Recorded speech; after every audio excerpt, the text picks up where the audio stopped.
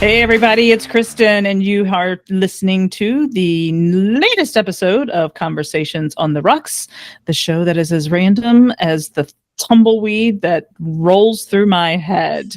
And we are doing our second episode of my very special Gen Z focus. And with me today, I have Ariana Mrdjenovich. But Hello. we know her as Ari. And I just want y'all to know that's only the second time I've ever said her last name. And I got it right. And because my last name is Docus, I'm very particular about that. Because it's like I taught the girls at a really young age. And I want to hear how you would do this. To correct people. They're like, I don't, because of course it's Daucus and Dukakis. I mean, I'm like, we're not Greek people, we're Lithuanian. Yeah. And so I finally taught and this is when I met their dad, I had to do this, which was hocus pocus docus, right? Mm-hmm. And and they were like, I don't want to correct somebody. I'm like, no, you need to. It's your name. Otherwise, you're going to be doing this your entire life. So did you have a little like rhymey thing or something to help people with your last name? And did I get it right the second time? Yeah, you did. You got it right. With the last name, honestly, I viewed that as a lost cause. I was like, it was like, I also played baseball. And people got my first and last name wrong. So it was like, every time I was up to bat, it was like, Ariana more something, like they just couldn't say it. So the one thing I do correct people on is my first name, and I always just say like Ariana, like a pirate, and that usually sticks. That's usually my ringer, because I get a lot of Ariana and Ariel and Adriana, all that stuff. Ariana. Mm-hmm. So like if you're like me, like when you make a reservation and they go, how do you spell that? I always like spell it however you want to. Yeah. Well, actually, I have 11 letters, my last name. So it goes perfectly with the Mickey Mouse theme song. So you can do Mrdjenovich. Oh my God, I love it. I think Sydney tried to tell me something like that, but she even messed that up. Yeah. So you guys, Ari, I know her as, and that's how we're going to refer to her as throughout this, is a very close friend of my middle, Sydney, and she lives in the lovely area of Pittsburgh, Pennsylvania, home of the black and gold everything. Oh yeah, Steel City. So I've known you now for like a couple of years. Has it been a couple of years? I think it's been a little over one. I think. How long have you been at the same job with her? So Sid and I started working together like 2.5 years ago, but we didn't really fully come together as friends for a while, which I don't even know how that happened, but. Yeah, same, considering how good friends you are now. So tell us a little bit about yourself. Well, I'm 25 years old. I'm going to be turning 26, and that's coming up soon in August. 26 is a very daunting age. It's the insurance-less year of life. So I work at the Melting Pot, slinging fondue. Hopefully not literally, because that would be really messy. I'm lucky to be one of the servers that have not spilled anything on any guests. Nice. So there's some horror stories out there for sure. Hot pots plus guests it's not a good combo for sure. No, not at all. But yeah, I'm working at the Melting Pot. I'm going back to school in the fall. I'm going to be taking ASL classes to eventually be an ASL interpreter. So I love it. I love it. So last week, I had my eldest child, who is the exact same age as you. I didn't realize that you're a month older than Mackenzie, because her birthday's in September. She'll be 26. And everyone who knows me and wants to start getting into anything or any conversation knows how much I love your generation. I think your generation is definitely going to save. If anything can save our world right now, it's your generation. Gen X, we don't care. We don't give a shit. We're, nobody paid attention to us our entire lives, so why should we care now? I love the meme. It says that we're the generation between, millennials and boomers, and just watching them, go at it. And we're like, peace out. But I love your generation. I have always gotten so much energy out of you guys, and I really do. You're going to do remarkable things. You guys are you're not afraid to push back. You know, you recognize what the quality of life is that you want. There's just so much good about you. You're very fluid. You're not afraid to be who you are. And I think a lot of that, and you know, well, I know in Sid's and her sisters, it's a lot that's because of my generation, right? Because, you know, we were kind of that well, again, we were the forgotten generation. So we're like, we're going to do things our way, right? And so we kind of set the table for you, if you will. But when you and I first started talking, I was very intrigued by your topic.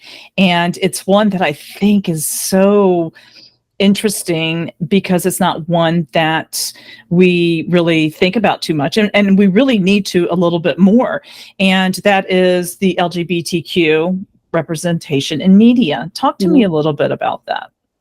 I mean, this is something that I've always been kind of passionate about, because I'm gay, so like growing up in that kind of, I don't know, growing up as gay, you look for yourself as just like a person. You look for yourself in media. You want to see reflections so you can relate, because I feel like that's what media is all about. Like TV shows, you want to watch love stories that give you hope for the love that you'll one day have. And like, I don't know, I just feel like that's like the beauty of television. And so I don't know, it's just something I've been passionate about. I feel like whenever you're able, and also, honestly, I think it impacts society. Like, whenever closed-minded people see somebody in maybe a minority group that they maybe in real life don't agree with that lifestyle or whatever, and then they fall in love with a character, I think that impacts them. And I think that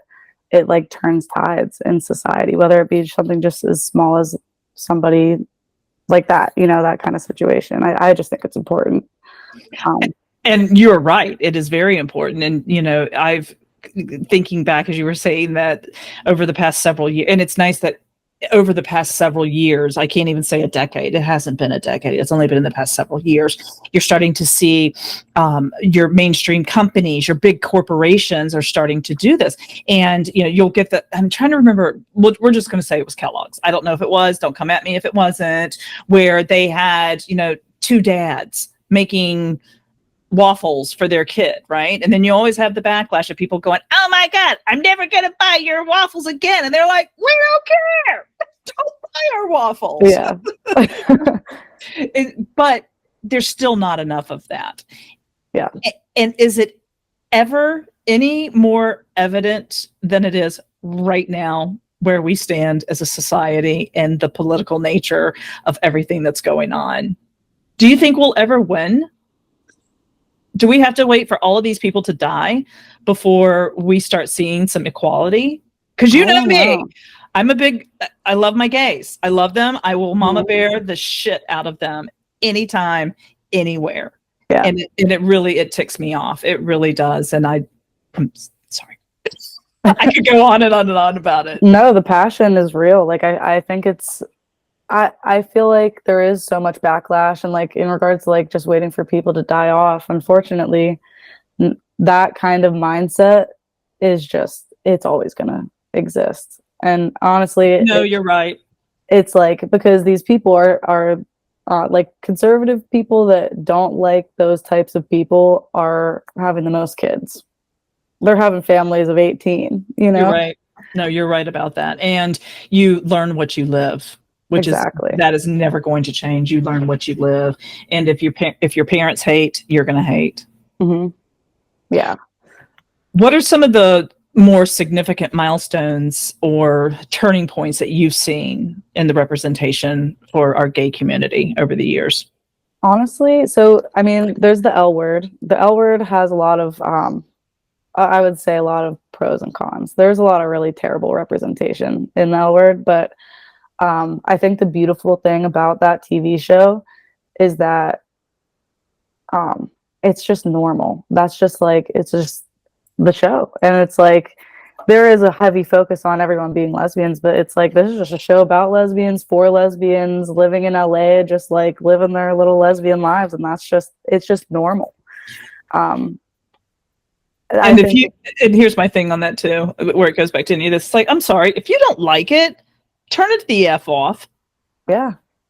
Go find All in the Family, because that probably suits some of these people a little bit better. Yeah, and that's the thing. It's like you look at 10 shows, for every 9 that there are straight, there might be one that has like one small queer storyline. And I don't know. I just think incorporating those little roles, creating some sense of normalcy, like they're out there. Gay people are out there. Trans people are out there. It's just like it should be reflected, because media is a reflection of reality. I think we have come a long way with a lot of people have become more accepting of our gay friends. What I am seeing a really, really tough time with these people trying to deal with now is our trans. And it's almost like, okay, it's like one step forward, 2 steps back. We get one step forward with our gays and our lesbians, right? Our gays. And then come along the trans, quote unquote, right? I'm saying that in a horrible way, but then it's like 2 steps back. Right. Do you find yourself getting kind of everybody getting lumped into one bowl altogether? Does that make sense? Because it's like you don't hear as much, or let me rephrase that. I'm not hearing as much roaring over the gay community. Now everything's about the trans community. And a lot. It's like it's shifted. They just took, I think, the same rhetoric and then just like shifted it toward this other group. And I think you're right. It's like, oh, I'm cool. You want to love who you want to love, whatever. But I can't with like these pronouns and all this stuff. It's like that's too far. Yeah. And I just think it's a lack of understanding. You go back in the day, at gay bars, they were getting stormed by the police because it was just like it was indecent. And I think a lot of the stuff going on out there is it's just transferring to a different enemy. It's unfortunate, and I think that it's like, and going back to like the representation in media, like in a lot of these shows, when there is a trans character, it's like they were deceiving everybody the whole time. And I think that representation bleeds into the reality and how people view trans people. Like, oh, you were concealing this like deep, dark secret this whole time. You know what I mean? Like, I don't know. I definitely think trans issues are like way less accepted and way less like the common person isn't going to be as for it or as accepting. You know what I mean? You know, the beautiful thing about the human race, I guess, is that we're all different. We're all unique.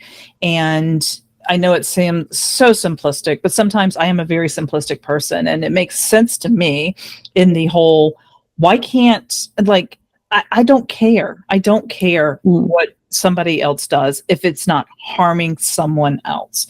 If you're harming someone or something, then yes, I have an issue with it. I'm not a church-going person. Does that make me not a Christian? No, it doesn't make me not a Christian, but I'm just not a church-going person. You want to go to church? Go to church. I'm not going to think less of you or more of you. You shouldn't think less or more of me. So I'm so, I have, even though I do social media for a living, I have to stay off of it unless I'm working, because it is just a dumpster fire. Our world and our humanity is just a dumpster fire. But anyways, we could talk about that all night. So what are some of the common stereotypes or tropes that you see in the LGBTQ portrayals, and how can people move beyond them, being, writers, producers, and, human beings? It seems like you just said, if there's a trans person on a show, that it's going to turn into, oh, you're hiding something. But it seems like, it kind of goes back to the 70s when if you were a blonde, you were a dingbat. Yeah, everyone has these perceptions of what they think. And like, have you ever seen the show Ugly Betty? Yes, I love it. So the whole Alexis storyline? Yes. that I feel like is a perfect representation of that like deception trope where it's like Alexis comes back and is this beautiful blonde and actually this is the dead brother that just like like it's like a bad soap opera. So mad. But whenever Alexis was alive before, she was beloved by everyone. It's like she's not changed. She may have physically changed in like how you view her, but she's still just as great of a business owner and all that stuff as she was before.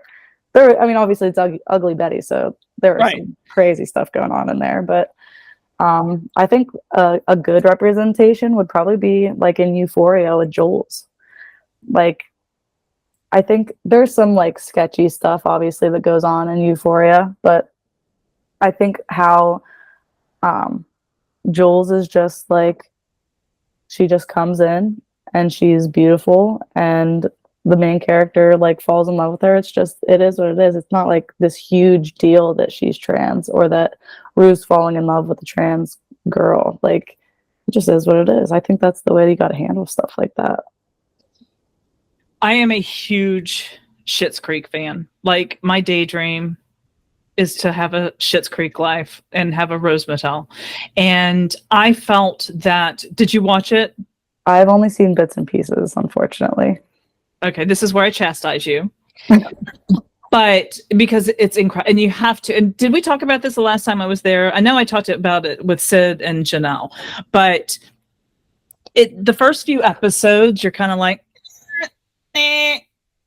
But you have to get through the first few episodes before it really, the character development happens. And I feel the way they handled David, who obviously is very gay, how they handled that was beautiful. And I think I know that's one of the reasons why the gay community loves that show so much, because they handled it so well. And I can't remember the exact quote of it, but there's that scene where I'm sure you've seen a meme about it where, he's talking about labels.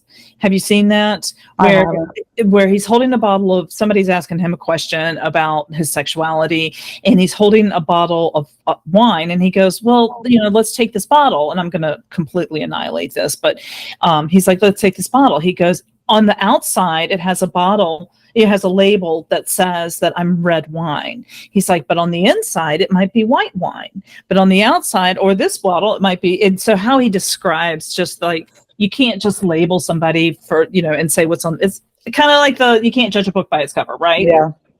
But he was speaking on how he can be very fluid. And he goes, some days I might be red. Some days I might be white. Some days I might be a rosé. He goes, I just don't know. It depends on the situation that I'm in. Highly recommend that you watch it, because just the way it is, I keep saying I'm going to go back and rewatch it. It's that moving of a show. It's just incredible. I can't believe it's been gone for 5 years, but I think they did an excellent job with him and his relationship with, the man that he was seeing. And it was just the way they wrote it. It was normal. It was normal. Yeah. And it was so beautiful to see. Like, it wasn't, they had their fights. It was so nice to see the producers and the writers make it as normal as a heterosexual relationship, right? Yeah. Look at Neil Patrick Harris. He's very good at being able to do things of that nature. He does so much with his whole family, his husband and his children. I think he does a great job. What are some of the other, examples like that you've seen that strike you, that you go, they really are doing a good job? So have you ever seen Pose? I haven't. So you can chastise me if you want. Oh no, that's okay. It's a pretty short series. I believe it was on FX. And Pose is basically about the ballroom scene, I believe in like the 80s and 90s during the AIDS crisis and stuff like that. Oh. So it's a very heavy show. But I think it is just like it's so well done. They employed trans actresses. They just like they threw out that representation that I feel like was just so, it was like prime. Exactly. Like if I could stamp a badge on it and be like they did a great job, I would, because it's just been, I think that is also one of those shows where you watch and you're like, wow, that is, I don't know, you just never, if you didn't experience that lifestyle, if you didn't experience that era, it educates you at the same time. So I love that. Like, I lived through that time. So, and I had a lot of friends that, you know, a lot of my gay, you know, my guy friends that went through that. You know, it was a horrible time. It really was, and it was hard, obviously challenging for them to go through on that. How do you? I'm looking it up. That's why I'm not looking at you. Oh, no, that's okay. How did? I used to be an ambassador for Netflix, and when Orange is the New Black came out in 2013, that was really cutting edge. Have you watched the whole series? I didn't watch the last season, but I'll admit I didn't watch the last half of the last season. So by that point, it had kind of jumped the shark. But I think they did a really good job, especially almost 10 years ago. Mm-hmm. Yeah, they did. And I think I will say that Orange is the New Black, I definitely had to like pace myself with that because there's so much tragedy in regards to everything. And spoiler alert, when Poussey died, that was like, it was devastating. It was awful. I was like, my jaw was on the ground. But you know, Laverne Cox was very much a trans woman, and you know, in real life. And I think I'm so glad they had her. First of all, she's phenomenal. Sydney and I went to go see her at Wake Forest when she came to speak. And somebody may or may not have been like lurking around trying to like find her backstage, but I won't. I won't say anything. But I think, you know, for them to use her or cast her, I shouldn't say use her, cast her in like 9 years ago, I think was very forward thinking. And I think maybe they kind of set the stage to be a little bit more cutting edge. You know, allegedly and supposedly all the conservatives are outraged that Netflix donated money to Kamala. And we're like, yeah. We're quitting, we're canceling, we're like, bye. Yeah, exactly. And it's like, how can you expect anything less? Like, have you ever seen Sense8? No. So that's a shorter series too. It's only 2 seasons, but it is very much representation central, which I think is phenomenal. There's not only like there's lesbians, there's trans lesbians, there's bisexual, there's like every letter in the LGBTQIA plus community, they represent in that show, which is great. Maybe that's the reason they can't handle it, is because there's so many letters they can't remember. Yeah. I feel like, what do they say? The alphabet mafia. I love it. I've never heard that. That's awesome. I kind of love that. Sometimes they'll coin terms like that. I'm like, they kind of ate with that. It just, you know, and we're kind of getting away from the media thing, but again, I'm going to go back to your generation and the fact that you guys are so fluid. You know, love is love, man. And like, you guys are more like the 70s and 60s and 70s hippies than anything. It's like, love is love. And it's like, you know, why do I have to fit into your mold if I want to love this woman or, you know, this trans person? And it just, for people filled with so much hate to come at people filled with so much love, it just boggles my mind. I just can't wrap my head around it. But I would say the Gen Z being open kind of factor, I think it does tie back into the media aspect of things, because I remember being in high school, like a sophomore, and I always say one of my awakenings was Fifth Harmony. They were like this girl group that I do know. Yeah. I read a lot of fan fiction about them. I was like, wow, I don't know, it just like snowball affected, and there weren't that many shows at the time that had like lesbian representation. And when there are so few shows that are out that have that representation, I think that sometimes some people do drop the ball, and they like follow through with tropes to kind of make it more, I guess, edible for the community, that because they want it to be generally accepted. They want everybody to watch their show. But I think that growing up and seeing some of these shows like The 100, with Lexa and Clark, which I have my issues with that, but at least having it out there was nice. Like there was Supergirl with what's her name? Supergirl's sister. What's her name? The little sisters always get forgotten. There was Grey's Anatomy with Callie in Arizona, and being able to at least have those shows to hold on to, I think allowed our generation to be like, oh, this is okay. Like having some happy endings out there for somebody that looks like you or acts like you or likes the same type of people as you, I think really does impact society. And I think it does tie into that with how our generation views things, because we've been able to see so much. And it's not gay related, but just in general, representation matters. Mm-hmm. Everybody's not white. Everybody's not straight.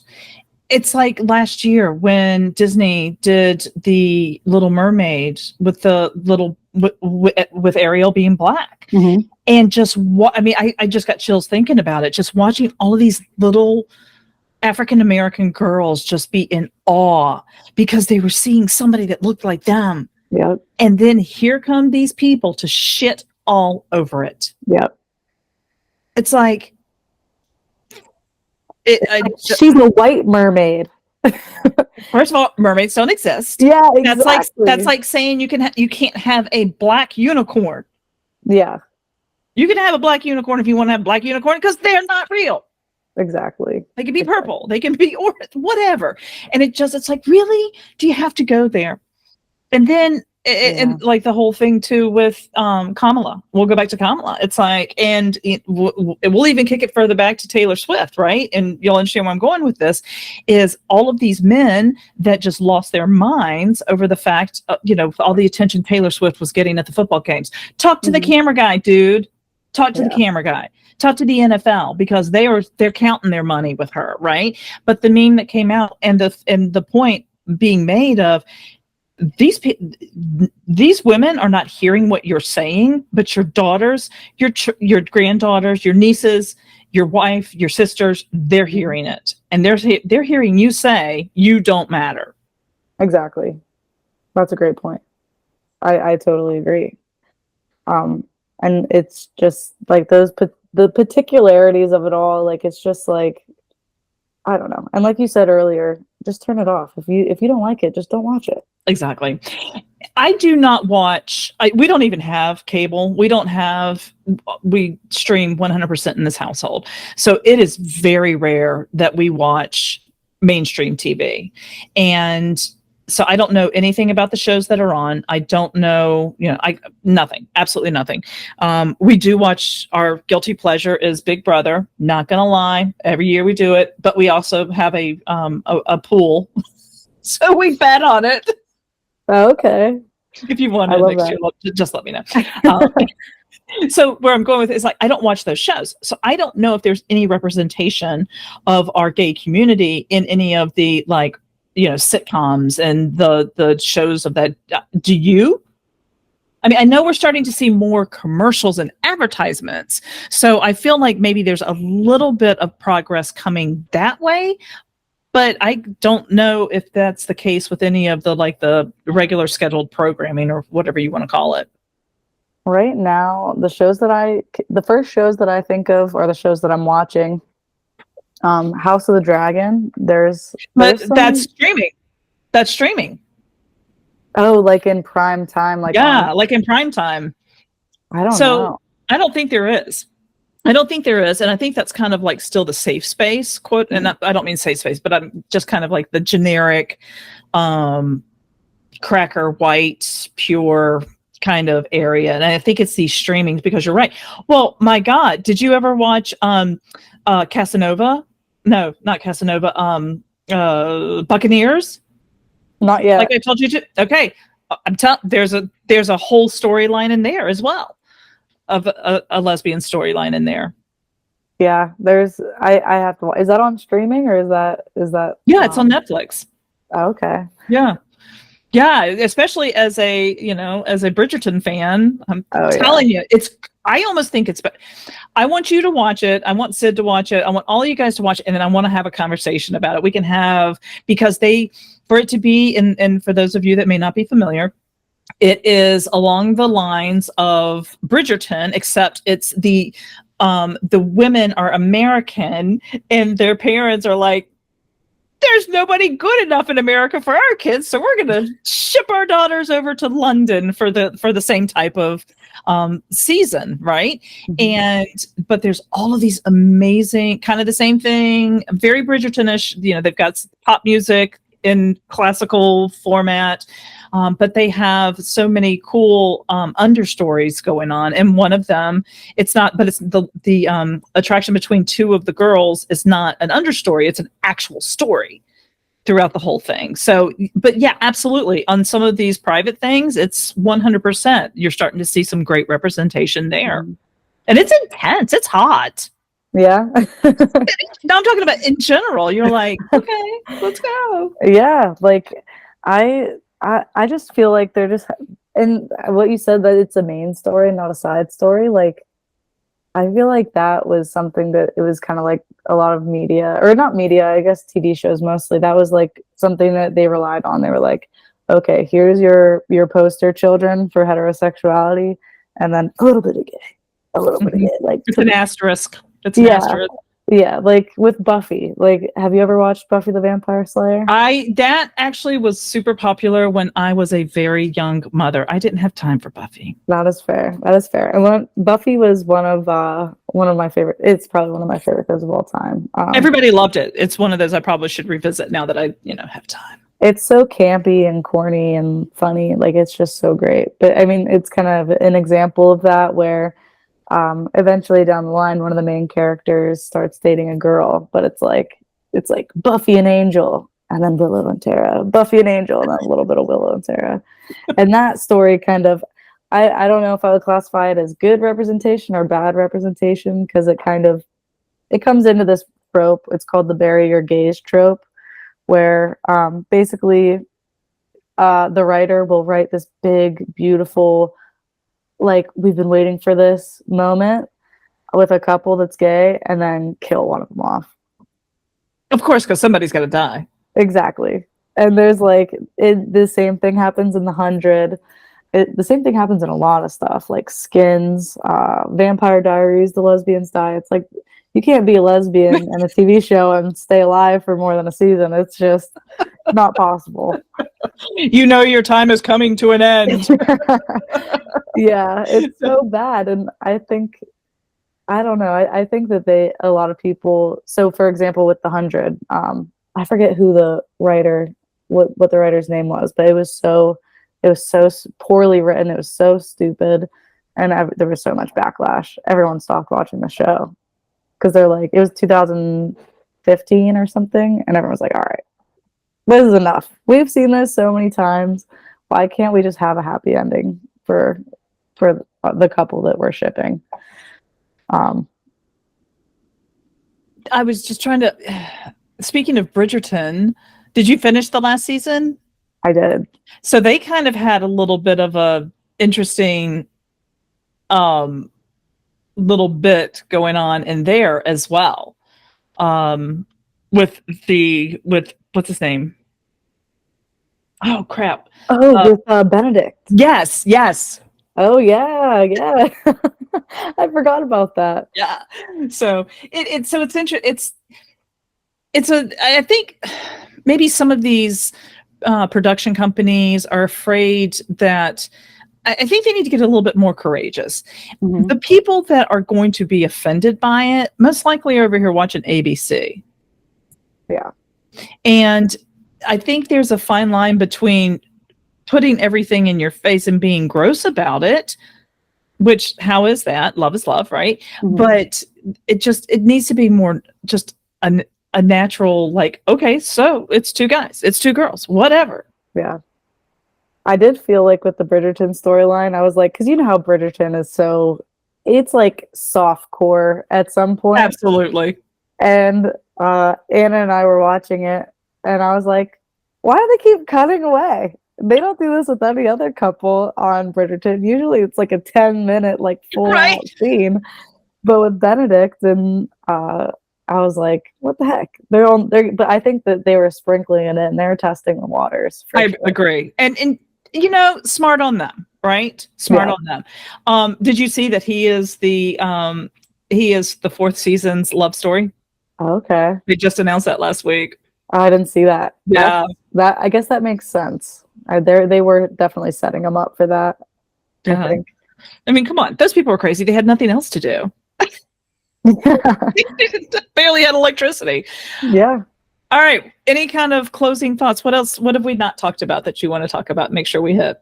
I don't know. You came very well prepared and you wrote your notes down. So look at your notes and say, what have I not said? What do I really want to get out there to Kristen's 5 listeners?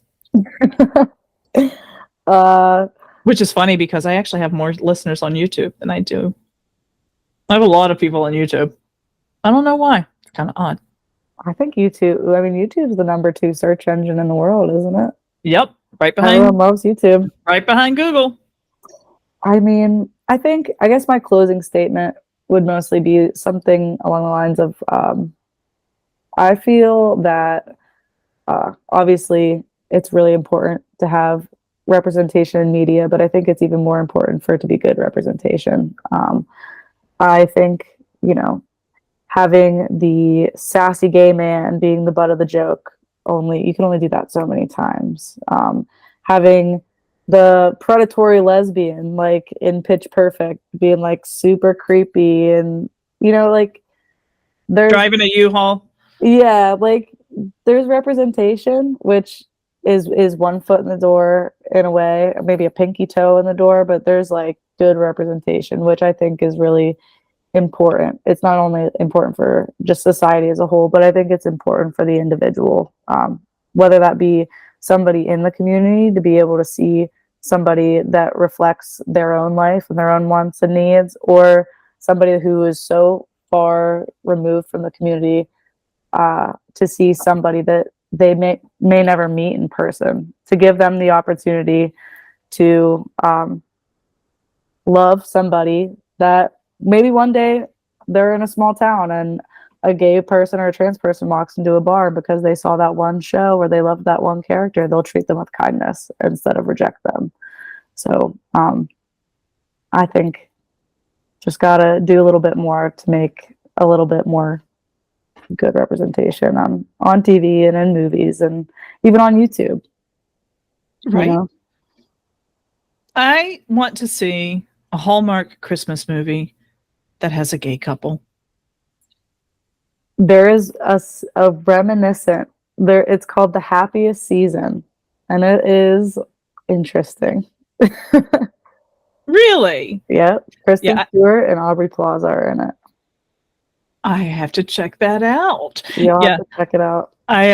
When I finally last year, I was always the no with the Hallmark Christmas movies. And then I went, you know what? This is the perfect thing to put on while I'm working doing other things because it's so cheesy. And I think that's why I started liking it. I'm like, this is like a Harlequin romance on TV that unfolds in an hour and 52 minutes. Yep. And it's so simple. They're all so simple. They're so simple.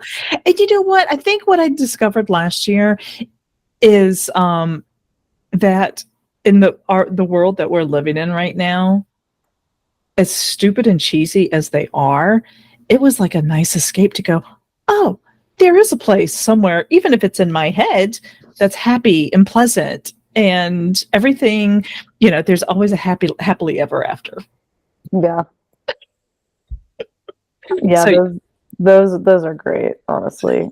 It's a little escape. I totally agree. total escape. Ari, thank you so much for doing this. And I want you to hang on after we stop recording, so that we can say a formal goodbye. But in the meantime, everybody, thank you so much for tuning in. I hope you learned something. And just remember, at the end of the day, representation does matter. And Ari and all of our friends in the Gen Z generation have things to say that are super, super important to hear if you just stop and take the time to listen. Until next time, I hope your drinks or coffee are as strong as your will to finish watching the Olympics, and let's go Team America.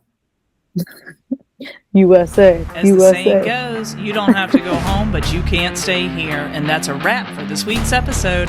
A big thanks to my guests for sharing their story and to you for listening. Don't forget to share the show with your friends and spread the words. And if you'd like to be a guest on the show, the link is in the show notes. Till next time, cheers.